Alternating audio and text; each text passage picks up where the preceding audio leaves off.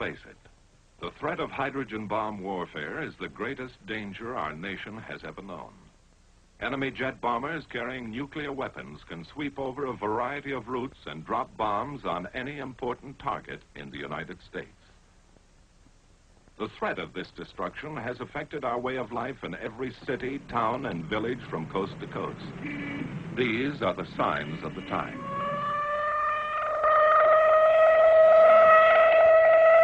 Only in practice now, a rehearsal, a training exercise. But tomorrow, this siren may mean the real thing. And if you hear it, as you drive in your auto, as you sit in your office, or work at your bench, wherever you are, what will you do? What will happen to you? Let's face it, your life, the fate of your community, and the fate of your nation depends on what you do when enemy bombers head for our cities. And that is why Civil Defense was organized, to teach you how to survive in the thermonuclear age by taking shelter or by evacuating your area as directed. Civil Defense will teach you how to take care of yourself, your family, and neighbors, how to get official instructions and act according to plan. In time of atomic attack, the usual professional services, police, fire, welfare, hospital, and ambulance, could be bombed out, too busy, or unable to get to you and your family. Civil defense control points would function as the nerve centers for dispatch of organized assistance to disaster areas from outside the target districts. Every preparation is being made to deal with emergency conditions which would be created by enemy attack. To provide for communication with the public during an actual attack, our broadcasting industry and the federal government developed CONELRAD. This system permits the broadcasting of official news and civil defense instructions without helping enemy navigators find our cities by following radio beams. The CONELRAD frequencies are 640 and 1240 on your standard radio dial. A hazard unique to nuclear warfare is radioactive fallout. Unseen, unheard, and odorless, this substance can only be detected with sensitive instruments. Special training is necessary for radiological safety experts. Their duties will be to check radiation levels in both damaged areas and probable fallout areas. When sufficient warning time can be obtained by early detection of approaching enemy aircraft, withdrawal from key target cities or fallout areas may be ordered by local civil defense authority. The instinct of survival is inherent in all of us, and national survival requires that each one of us assume his share of the responsibility. There is work to be done, and each must cooperate. Opportunities for training with the Red Cross and other groups are everywhere. The combined efforts of many trained individuals are needed to make civil defense a forceful reality. This training is invaluable in preparation for enemy attack or the savage fury of nature. Experience in past disasters has proved the value of advanced training and the need for more stockpiling of emergency food supplies, medicines, and other critical items to care for the injured and homeless. However, it was the awesome power of atomic energy as demonstrated in wartime use that brought to sharp focus the new problems concerning human survival and the urgent need for a civil defense program based on facts about the atomic bomb. Opportunities to gain this information came with the study of structures in controlled atomic tests conducted at Eniwetok Atoll in the Central Pacific. The main objective of testing is weapons development to strengthen national security, but also included are scientific experiments for the Atomic Energy Commission, military projects for the Air Force, Army, and Navy, and defense tests for the Federal Civil Defense Administration, primarily concerned with the effects of nuclear weapons on cities, industries, and people.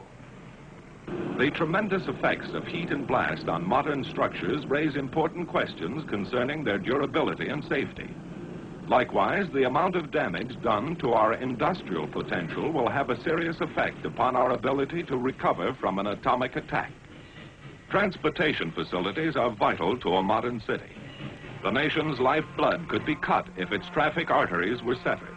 These questions are of great interest not only to citizens in metropolitan centers, but also to those in rural areas who may be in a danger zone because of radioactive fallout from today's larger weapons. We could get many of the answers to these questions by constructing a complete city at our Nevada proving ground and then exploding a nuclear bomb over it.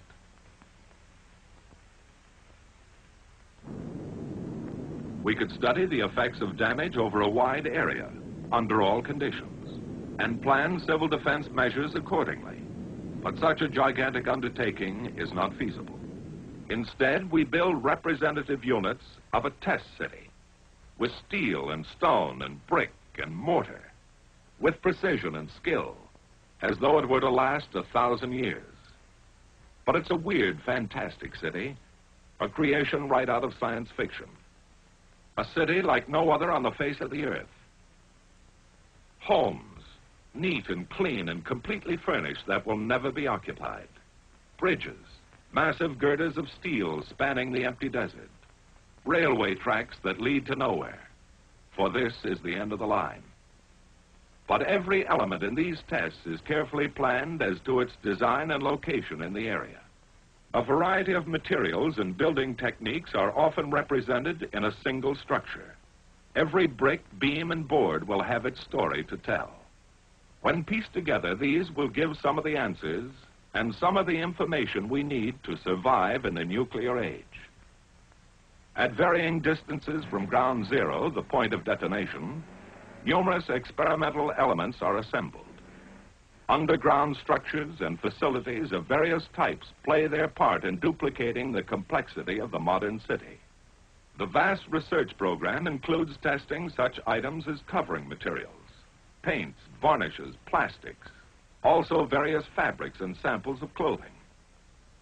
On the outskirts of our test city, a synthetic forest has been erected to determine the protective value of foliage and trees. To give us a ringside view of the event, high-speed cameras stand like lonely sentinels, ready to photograph the hurricane of fury. Before leaving the test area, a final check is made on the multitude of instruments and technical devices which will record a variety of blast phenomena for future study. Now, with all the elements in place, our test city is complete. From the air, its center will appear as a bullseye to the bombardier at H hour. On the morning of shot day, official observers, technicians, and scientists gather at News Knob to await the momentous event. This is the payoff for months of planning and preparation on the part of the Atomic Energy Commission, the military services, civil defense, and other test agencies. As part of an experiment to observe the phenomenon of atomic detonation at close hand, military personnel and defense officials dig in within a few miles of ground zero.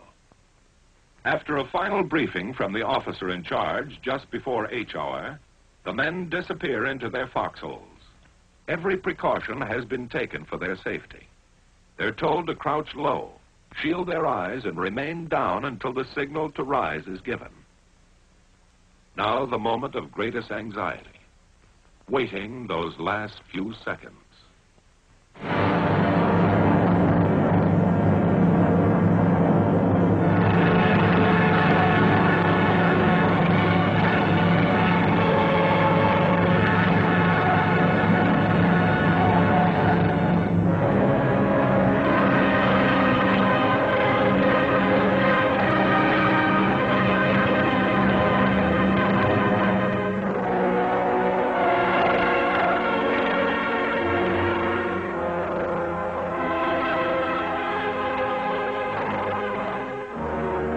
Seconds later, the blast wave reaches the trenches.